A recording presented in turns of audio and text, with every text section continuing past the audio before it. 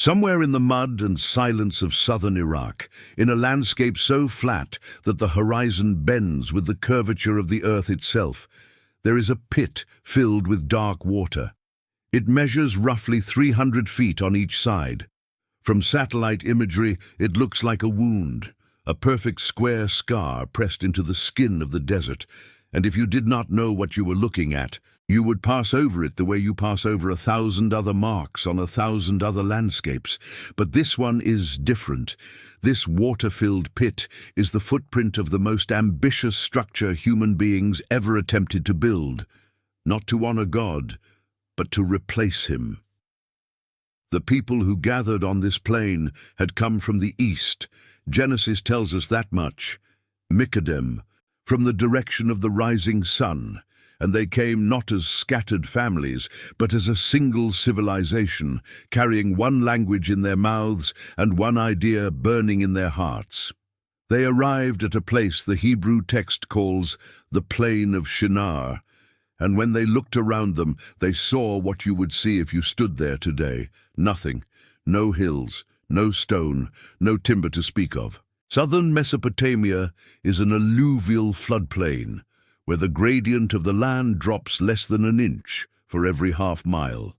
It is one of the flattest places on the face of the earth, a vast, wet, horizontal emptiness stretching to the edge of sight in every direction. The nearest quarry stone was hundreds of miles away, the nearest forests were farther still, and into this emptiness, onto this mud, they decided to build a tower that would reach heaven. Think about that for a moment. They did not choose a mountain. They did not choose a ridge or a high place. They chose the lowest, flattest, most featureless terrain available to them on the planet and said, "We will make the high place ourselves." The arrogance is not incidental to the story. The arrogance is the story. But arrogance without engineering is just talk, and these were not people who merely talked. Genesis 11:3 records their words with remarkable technical precision. "Come, let us make bricks and burn them thoroughly." That phrase, "Nilbena levenim venis refa lis refa," is not describing the ordinary sun-dried mud bricks that any settlement in Mesopotamia could produce by the thousands. Sun-dried brick was cheap, fast, and everywhere. You scooped mud from the river, pressed it into a mold, left it in the sun for a week, and you had a building block. Every farmer knew how. Every village used them. But sun-dried brick has a fatal weakness.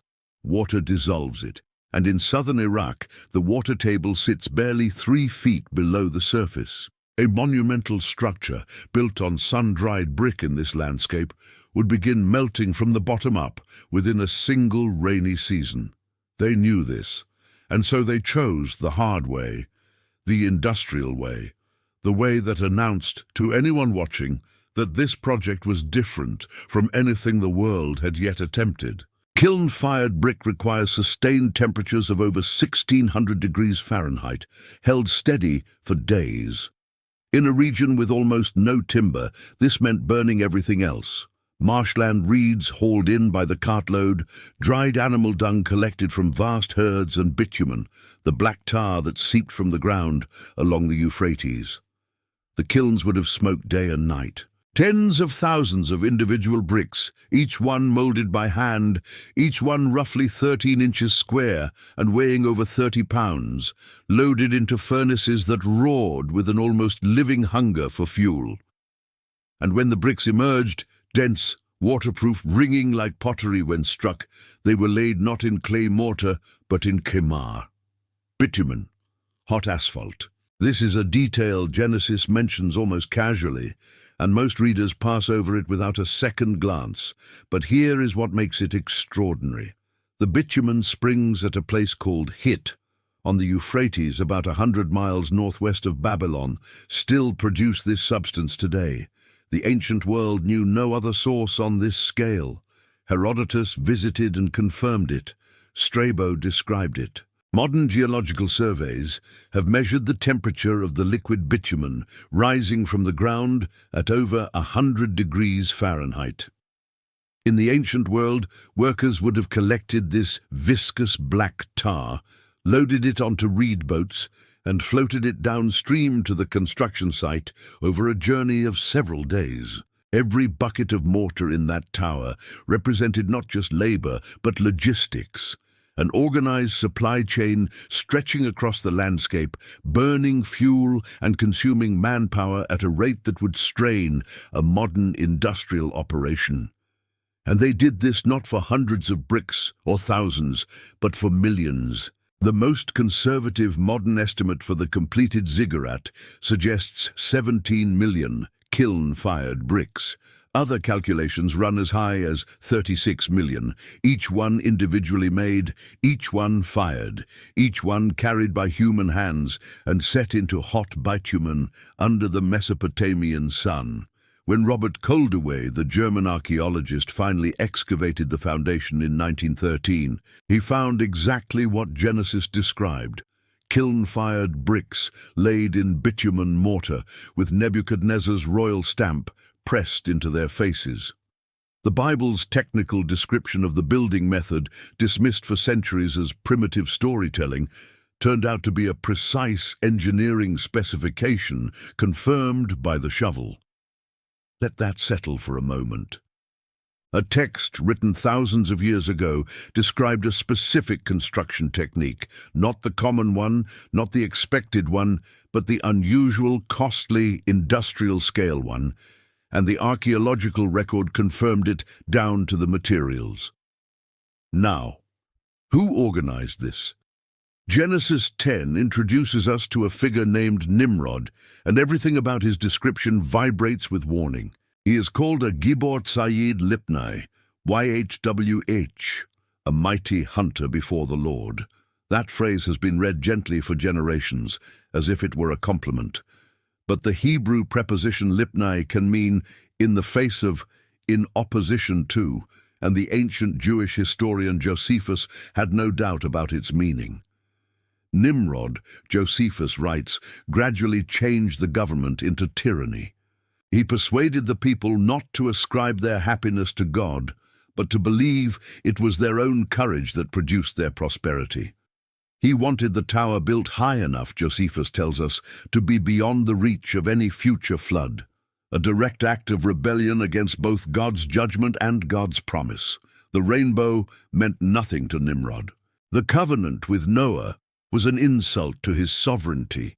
If God could flood the earth, then Nimrod would build above the flood line. If God could scatter humanity, then Nimrod would hold them together by force of will and brick and tar. His kingdom began with Babel, with Erech, which is the ancient city of Uruk, with Akkad and Calneh, all in the plain of Shinar. Then it extended northward into Assyria, where he built Nineveh. This is not a local chieftain. This is the first empire builder in recorded human history, consolidating city-states under a single will, directing the labor of tens of thousands toward a single monument to his own defiance, and the people followed him. Genesis 11:4 records their words, and these words deserve to be heard slowly, because they contain the two deepest hungers of the fallen human heart. They said, "Let us make a name for ourselves. Na'aseh lanushem," the hunger for significance, the need to be remembered, the terror that we will pass through this world and leave no mark. And then they said, "Lest we be scattered abroad over the face of the whole earth," the hunger for security, the need to stay together, the fear of being alone, of being small, of being lost in the vastness of a world that does not know our name. These are not alien motivations. These are the motivations you feel in your own chest when you lie awake at 3 a.m. wondering if your life matters. The tower was not built by monsters. It was built by human beings who wanted exactly what you want, to matter and to belong. The tragedy is not that they wanted these things. The tragedy is where they looked for them, because God had already given them both. In Genesis 9:1, after the flood, God spoke directly to Noah and his sons, "Be fruitful and multiply and fill the earth, spread out, scatter across the continents and the islands and the valleys, carry my image into every landscape. Make your name known not by building a monument in one place, but by being fruitful in every place. The command was an invitation to adventure, to trust, to the wild freedom of a God who does not hoard his people in one location, but flings them outward like seeds. And the people of Shinar heard that invitation and said, "No, we will stay. We will pile brick on brick until we have made ourselves unreachable. We will climb to heaven on our own terms." The structure they built, or attempted to build, corresponds in the archaeological record to a ziggurat known as Etemenanki, a name that means the foundation of heaven and earth. It stood in the sacred precinct of Babylon, dedicated to the god Marduk, and its dimensions are not a matter of speculation. A cuneiform tablet now housed in the British Museum, known as the Esagil tablet, dating to 229 BC, preserves the exact measurements of each of its 7 stages. The first stage alone measured over 300 feet on each side and rose over 100 feet high. Each successive stage was smaller, stepping inward and upward, until the Temple of Marduk at the summit, a chamber roughly 80 by 70 feet, 15 meters high, crowned the whole structure. Andrew George's careful reconstruction from this tablet calculates the total height at approximately 91 meters, 300 feet, as tall as the Statue of Liberty standing on her pedestal, as tall as a 26-story modern building, in a landscape where nothing rose higher than a reed hut. Close your eyes and try to see this. You are standing on that plain. The horizon is a perfect line in every direction. The air smells of river mud and smoke from the kilns that never stop burning. And rising out of the flatness, rising like something that should not exist, is a geometric mountain made by human hands. You can see it from 40 miles away. Pilgrims and traders approaching Babylon on the ancient roads would have watched it grow on the horizon for an entire day's walk. First a shimmer, then a shape, then an overwhelming physical fact that dominated the sky and crushed every thought of human proportion beneath its shadow. It was designed to do exactly that. It was designed to make you feel small enough to obey. And during the Babylonian New Year festival, the Akitu, the king himself would ascend the external ramp that spiraled around the tower's body, climbing through the stages as if climbing through the layers of heaven, until he reached the summit and, in the ritual language of the priests, took the hand of Marduk. The ziggurat was not merely a building, it was a cosmic stairway, a place where heaven met earth, where the gods descended and human kings ascended to receive divine authority. It was, in the most literal sense the ancient world could achieve, an attempt to reach heaven, and it is precisely here that Genesis delivers its most devastating line. "And the Lord came down to see the city and the tower which the sons of men had built. Feirid hi hwa lirot." He came down. The tower that humanity built to reach heaven was so microscopically small from God's perspective that the creator of the universe had to descend, had to come down, to even see it. Every brick fired, every bucket of bitumen hauled for days along the river, every generation of labor and sweat and human ingenuity, and the result was something God had to stoop to notice. The irony is not gentle, it is annihilating. Humanity built upward with all its strength, and the structure did not even register at heaven's altitude. This is not cruelty. This is proportion, and proportion, when you truly grasp it, is the beginning of worship. What happens next is recorded in the grammatical structure of the Hebrew itself, and this is where the text reveals a depth that translation alone cannot carry. God says, "Come, let us go down and confuse their language." Hava nerda. It is the cohortative form, the let us of divine deliberation, and it is the identical grammatical construction used in Genesis 1:26, when God said, "Na'ase Adam, let us make man." The same voice that spoke humanity into existence now speaks its fracture. The divine counsel that created is the divine counsel that judges. And the echo is not accidental.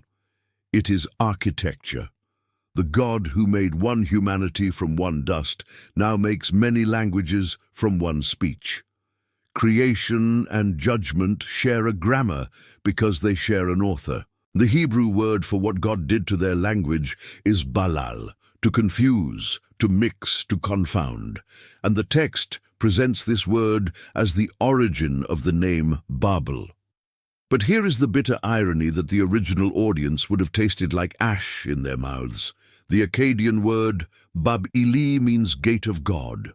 The builders named their city the Gate of God. They believed they had constructed an entrance to the divine realm, and God renamed it Confusion.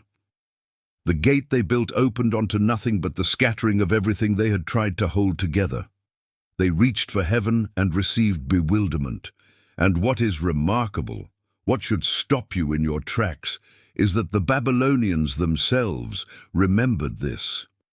George Smith, in 1876, translated a fragmentary cuneiform tablet found at Nineveh that describes a god who is angered by a building project and responds by confusing the speech of the builders and scattering them abroad. This is not a Hebrew text. This is a Mesopotamian text, written in cuneiform, preserved in the library of Assyrian kings, recording independently the same event from the other side of the story. The civilization that built the tower remembered the confusion. They wrote it down in their own language, or rather in the language they had left after the original was taken from them. And this was not the only echo.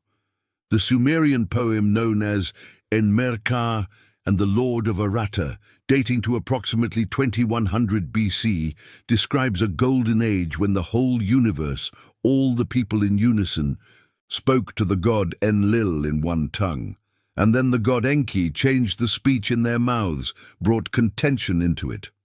This text predates the earliest estimated date for the written form of Genesis. The memory of a single language, lost through divine intervention, was preserved across multiple civilizations, in multiple languages, on multiple types of writing material, separated by centuries and geography.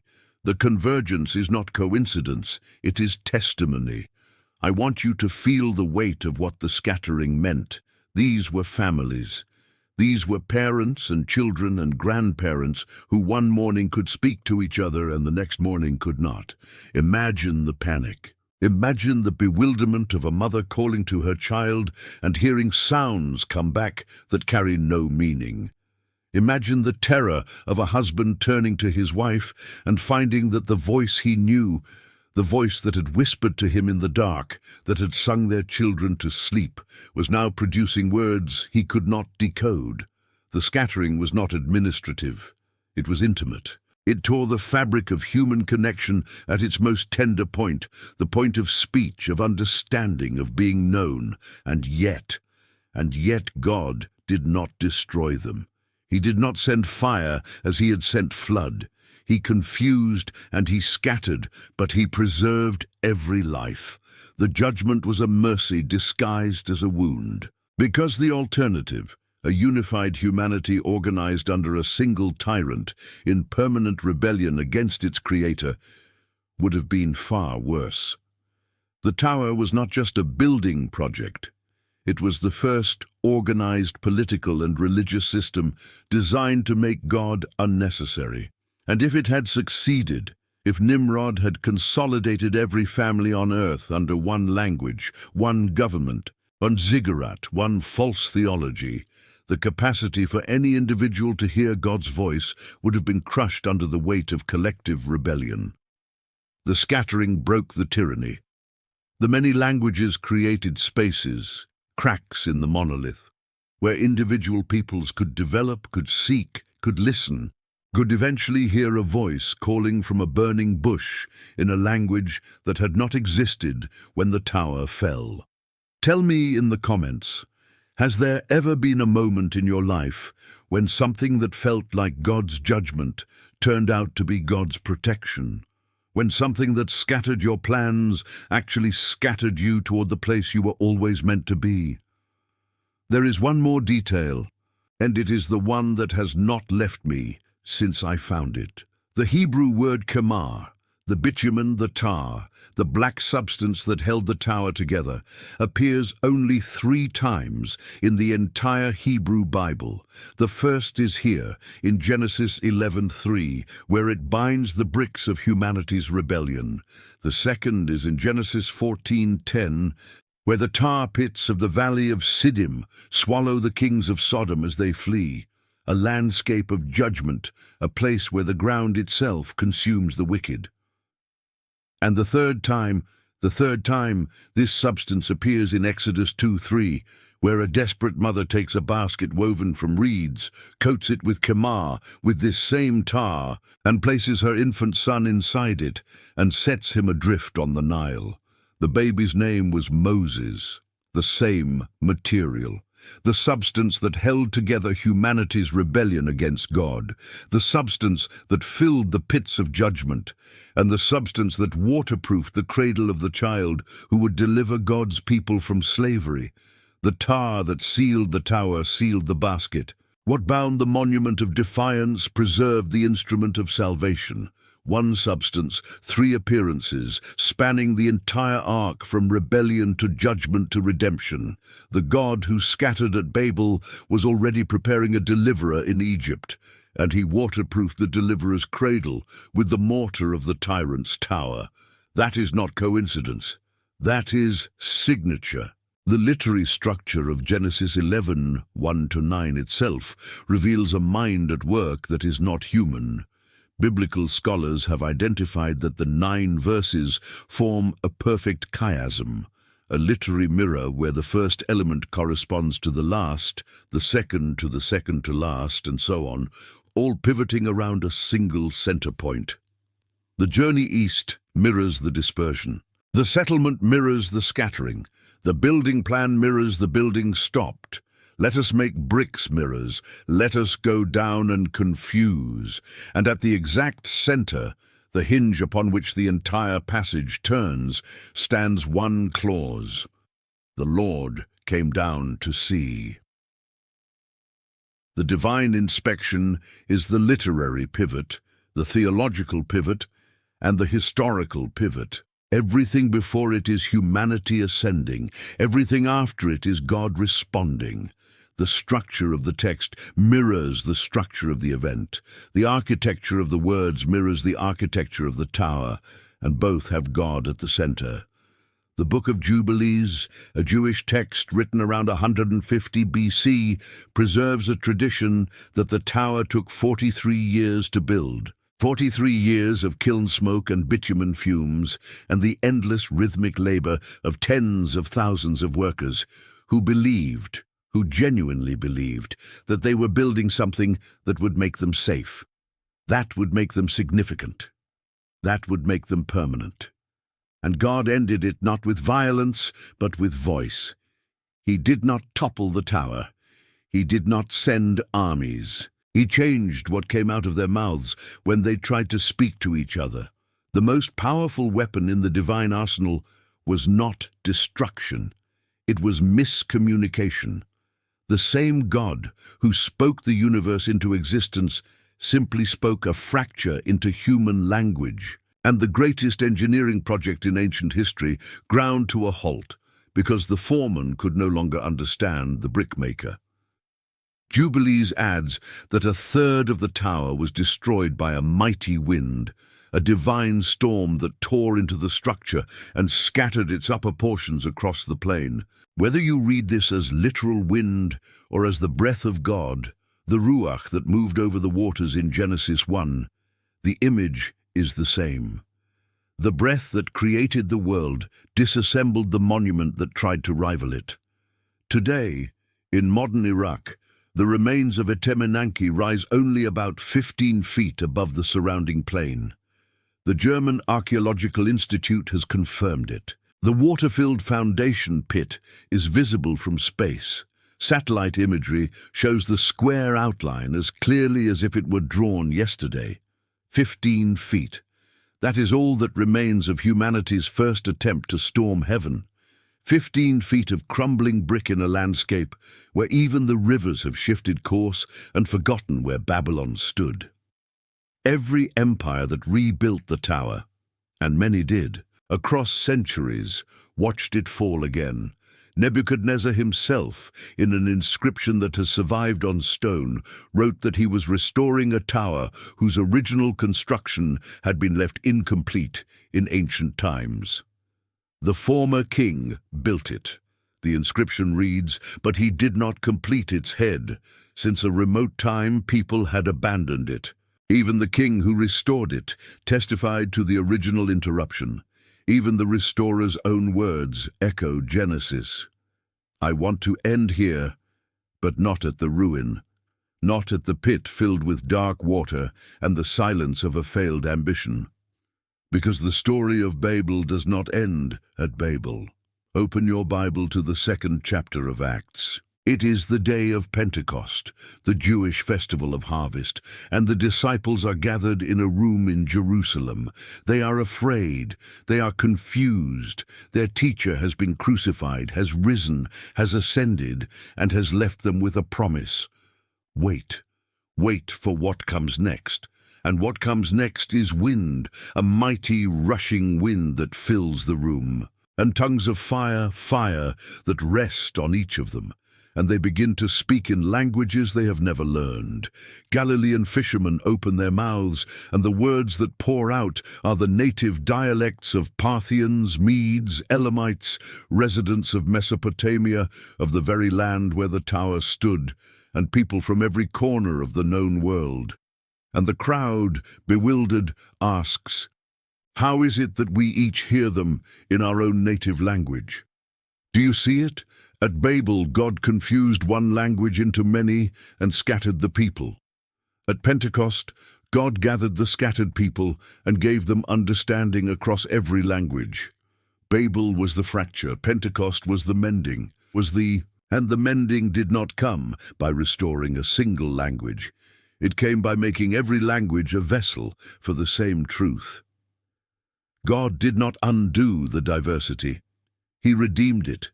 He took the wound of Babel and turned it into the miracle of Pentecost. The many tongues that were born in judgment became the many tongues that declared salvation. And the fire. Do not miss the fire. At Babel, fire hardened the bricks, kilns burning day and night, consuming every scrap of fuel the plane could offer, forging the materials of rebellion. At Pentecost, fire rested on the heads of the disciples, not consuming, not forging weapons of defiance, but anointing, commissioning, sending them out to do what the people of Shinar refused to do: scatter, go, fill the earth. Carry the name that actually saves into every language and every landscape and every nation under heaven. The builders of Babel said, "Let us make a name for ourselves." God's answer, centuries later, was to give his own Son a name, the name above every name, and to declare that in that name every knee would bow and every tongue confess. Every tongue, including the ones that were born in the confusion, including yours. You were in that story. You, reading this, hearing this, wherever you are and in whatever language you first learned to say the word God, you are living proof that the scattering worked, that the mercy hidden inside the judgment reached across millennia and across continents to place the gospel in a language your heart could understand. The tower fell so that no single tyrant could own the human story. The languages multiplied so that the word could come to each of us in the voice that sounds most like home. There is a pit in southern Iraq that once held a tower built to make God unnecessary. The pit is filled with water now. The bricks are stamped with the names of kings who are dust. And in 10,000 churches, in 400 languages, in every time zone on this turning earth, people who were scattered at Babel are being gathered by something stronger than brick and older than bitumen, gathered by a word that no confusion can silence, in a name that no scattering can erase. The builders wanted a gate to heaven. They got confusion, but the God they defied, the God who came down, who always comes down, he built the gate himself, not from kiln-fired brick, Not from bitumen and ambition, from wood, from nails, from love so stubborn it would rather die than leave you on the wrong side of the door. The tower reached for heaven and could not get there. The cross was planted in the earth, and heaven came down to meet it. If this journey through the ancient world has opened something in your heart, subscribe and walk with us into the next chapter of this story, because every page of this book is holding something you have not yet seen, and I cannot wait to show you what comes next.